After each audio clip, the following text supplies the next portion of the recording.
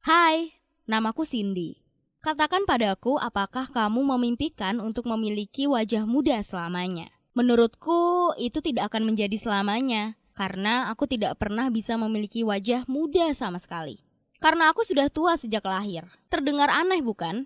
Mungkin kamu berpikir aku akan menjadi lebih muda seperti filmnya Brad Pitt, tapi nyatanya enggak. Secara tidak terduga, kondisiku semakin menua karena aku mengalami masalah genetik bernama progeria. Aku 15 tahun seorang remaja pada usianya. Tapi aku terlihat seperti 90 tahun. Kulitku penuh dengan keriput. Rambutku sudah abu-abu dan aku sangat kurus. Bahkan, aku mulai hampir botak beberapa bulan ini. Padahal aku tidak pernah merasakan menjadi dewasa. Aku sangat pendek dan tulangku sangat rapuh. Sehingga aku tidak bisa berolahraga. Itulah mengapa aku sangat krempeng. Sayangnya nggak ada pengobatan medis yang bisa menyembuhkan ini. Yang ada hanyalah terapi eksperimental yang bisa melambatkan penuaanku tapi tidak akan menghentikannya. Aku ingin sekali mencobanya, tapi aku takut. Sebetulnya organ dalamku itu sehat, tetapi tidak dengan pembuluh darahku.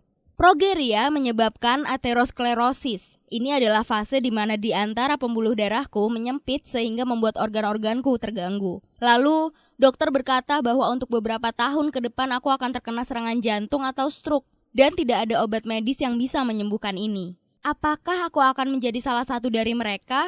Lalu aku mencoba untuk tidak memikirkannya. Aku akan menjadi gila memikirkannya jika tidak ada ibuku. Dia selalu mengkhawatirkanku sepanjang hidupku.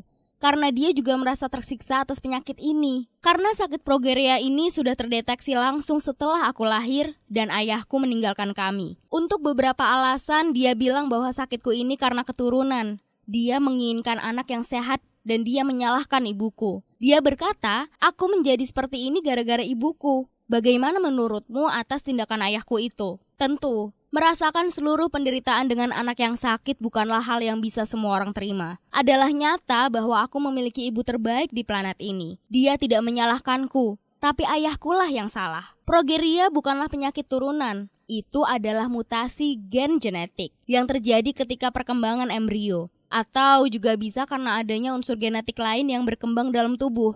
Tetapi, ayahku tidak pernah mau mendengarkan, lalu dia meninggalkan kami. Dan dia benar-benar memutuskan untuk pergi dan memiliki keluarga baru, mencari istri baru dan membesarkan anak-anak mereka yang ternyata hanya berjarak beberapa rumah dari rumah kami. Ibuku sangat murka ketika mengetahuinya. Aku melihatnya menangis di kamarnya, tidak hanya sekali. Ayahku memiliki 2 anak perempuan. Yang paling tua 2 tahun lebih muda dariku. Namanya adalah Britney. Dia adalah ratu di sekolah. Meski usianya baru 14 tahun, semua anak laki-laki mengejarnya. Dia baik dalam pelajaran dan juga olahraga. Kadang-kadang dia adalah pengingatku betapa pecundangnya aku ini. Anaknya yang paling kecil, Cynthia, mengatakan pada semua orang bahwa aku adalah kakak tiri mereka. Aku pernah mendengar mereka bicara di belakangku. Orang jelek ini memiliki ayah yang sama denganku. Itu sungguh menghina aku. Tapi itu bukanlah akhir segalanya. Rumor tentang fakta bahwa 2 anak paling populer di sekolah memiliki saudara perempuan sepertiku dengan cepat tersebar. Britney sangat malu padaku. Itulah kenapa dia selalu menghina dan selalu menertawaiku di belakangku. Cukup melegakan kita tidak sering berpapasan di sekolah. Aku sekolah di program yang lebih pendek dibandingkan dia. Tapi aku sungguh tahu julukan tengkorak Cindy diberikan padaku darinya. Aku menangis karenanya. Meskipun demikian, teman-teman di kelasku sangat support aku dan sangat beruntung aku memiliki teman seperti mereka. Mereka menerima aku apa adanya. Berdasarkan sikap baik mereka memberikanku semangat untuk membalas dendam atas apa yang dirasakan oleh ibuku. Karena kerapuhan tulangku, aku mematahkan pergelangan kakiku. Tidak begitu serius, aku masih bisa berjalan dengan crack. Suatu hari, laki-laki bernama Demian berusaha untuk membantuku. Dia menggendongku masuk ke sekolah dan berjalan di lorong sekolah. Betapa sangat romantisnya saat itu. Lalu aku melihat Britney di lorong sekolah. Aku tahu dia suka Demian. Dia melihatku seperti musuh dan berkata padaku, "Kamu mematahkan tulangmu untuk hal seperti ini. Selain akan mendapatkan penyakit tua, dia juga akan mendapatkan penyakit jantung di 1 atau 2 tahun ke depan." Demian ingin mengatakan sesuatu yang buruk, tapi dari belakang Britney, kepala sekolah muncul. Dia telah mendengarkan semuanya. Dia menyuruh Britney masuk ke ruangannya dan memintaku untuk menunggu di balik pintu. Demian menenangkanku. Akhirnya dia memanggilku masuk. Saudaraku menangis. Kepala sekolah berkata dia perlu minta maaf padaku. Dia pergi, sehingga itu tidak membuatnya tertekan. Britney tidak minta maaf. Dia mengatakan kalau aku jelek, dan semua yang dia katakan itu adalah benar. Dia mulai mengata-ngataiku, tapi sekarang itu tidak mempengaruhiku sama sekali. Aku yakin bahwa ada banyak orang baik di sekolah ini. Dan dia hanyalah orang yang bodoh, dan selalu mengompor-ngompori semua orang.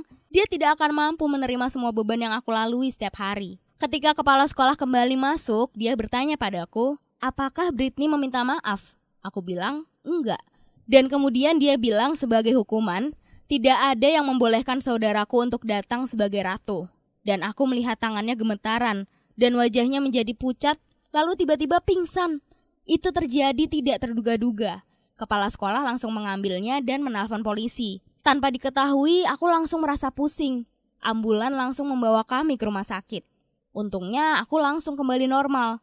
Aku duduk di ruang tunggu dan menunggu hasil lab dan juga ibuku. Ibu Britney lari ke dalam. Dokter berjalan ke arahnya dan mengatakan sesuatu. Aku mendengar Britney memiliki penyakit genetik. Aku tidak tahu apa namanya, hanya samar-samar terdengar adolescence. Ketika dokter itu pergi, istri baru ayahku duduk di sampingku.